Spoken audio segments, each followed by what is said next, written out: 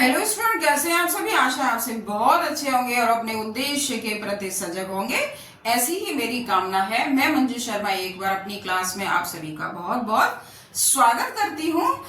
आज मैं आप लोगों के लिए संज्ञा के रूप लेकर आई हूँ। तो आइए चलिए शुरू करते हैं। सबसे पहले हम ये जानेंगे संज्ञा किसे कहते हैं। तो किसी व्यक्ति, वस्तु अथवा स्थान के नाम को संज्ञा कहते हैं। अब है आकारांत। आकारांत किसे कहते हैं? जिन शब्दों के अंत में आ की ध्वनि आती है उसे आकारांत कहते हैं। जैसे फल है, राम है, तो आ की ध्वनि आ रही है इसलिए इसे आकारांत कहेंगे। यदि आ आता है अंत में तो उसे कहते हैं आकारांत पुल्लिंग। जैसे राजा, तो राजा में क्या आ रहा है? आ अंत में आ रहा है तो उसे कहेंगे आकारांत पुल्लिंग। यदि छोटी ई आती है तो उसे कहते हैं ईकारांत पुल्लिंग। जैसे हरि। यदि बड़ी ई अंत में आती है तो उसे कहेंगे ईकारांत पुल्लिंग। जैसे नदी, नदी में ई अंत में आ रही है तो उसे कहेंगे ईकारांत पुल्लिंग। अब है नपुंसकलिंग। नपुंसकलिंग किसे कहते हैं? जो ना तो स्त्रीलिंग में आता है ना पुल्लिंग में आता है उसे कहते हैं नपुंसकलिंग। तो जो फल शब्द है वो नपुंसकलिंग होता है, क्योंकि फल में तो स्त्रीलिंग भी आते हैं और पुल्लिंग भी आते हैं। जैसे लीची है तो स्त्रीलिंग हो गया, अमरूद है तो पुल्लिंग हो गया। और अगर हमने फल कह दिया तो वो क्या हो गया? वो नपुंसकलिंग हो गया। मैं फल शब्द के रूप लेकर आई हूं। तो देखिए, विभक्ति हमारी 7 होती है, एक संबोधन होता है, वचन हमारे 3 होते हैं, एक वचन, द्विवचन और बहुवचन। तो देखिए, सबसे पहले मैंने फल शब्द यहाँ लिखा हुआ है। तो इस फल के माध्यम से ही आप समझ जाएंगे कि आपको ट्रिक के माध्यम से इसमें क्या जोड़ना है फल शब्द में, कि आपकी विभक्ति तैयार हो जाए। तो देखिए, प्रथमा विभक्ति में आपने क्या जोड़ा? फलम, मां जोड़ दिया। फिर द्वितीय विभक्ति में आपने मां जोड़ा, फलम मम न, यहां ना जोड़ा तो ये फलेन हो गया।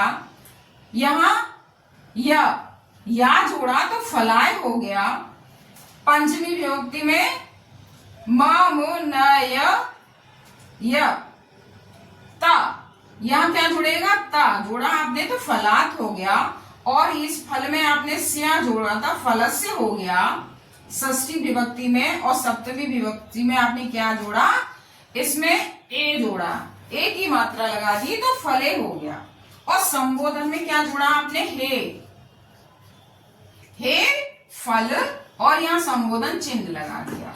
तो ये ट्रिक में क्या है आपने याद किया? मम नय तस्य। आप अपनी उंगलियों पे काउंट कर सकते हैं, म म नय तस्य और ले। अब आपने मम नय तस्य जो याद किया है आप ऐसे काउंट कर लीजिए, आपको जो विभक्ति है उससे पता चल जाएगा। जैसे म म न, तो तृतीय विभक्ति में न आ रहा है तो फलेन हो गया। इस तरह से आप याद कर सकते हैं बहुत ही कम समय में। अब है हमारा द्विवचन। द्विवचन में हमारी विभक्ति में क्या आता है? देखिए, प्रथमा विभक्ति में फले, द्वितीय में फले, क्या? फले।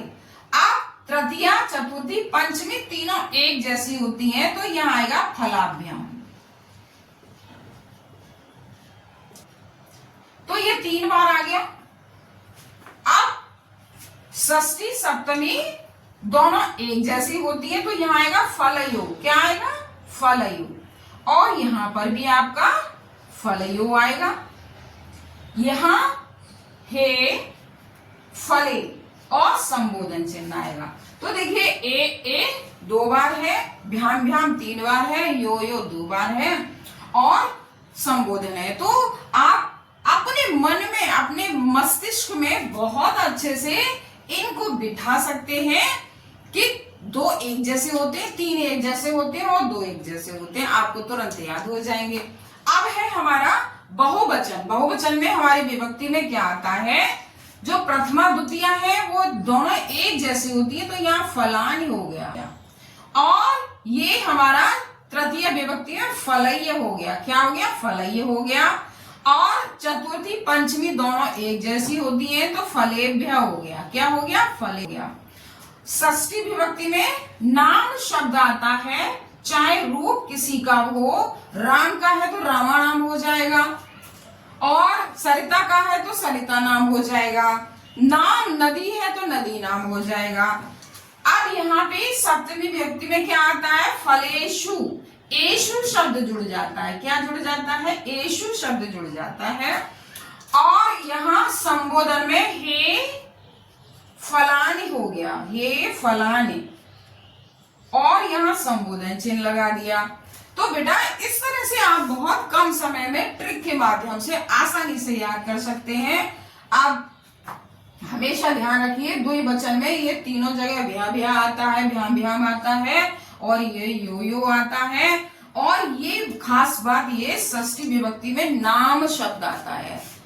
नाम आता है या राम आता है, राम के साथ राम आएगा।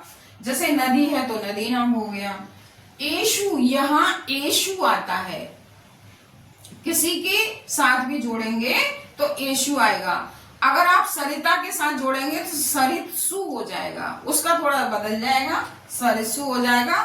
तो इस तरह से आप बहुत कम समय में ट्रिक के माध्यम से मात्र 3 मिनट में आप इसे, और हाँ ये सभी हमारे स्टूडेंट्स के लिए, चाहे हमारे संस्कृत के स्टूडेंट हो, चाहे हमारे हिंदी के स्टूडेंट हो, 6 से लेकर फर्स्ट ईयर तक, ये सभी के लिए बहुत इंपॉर्टेंट है।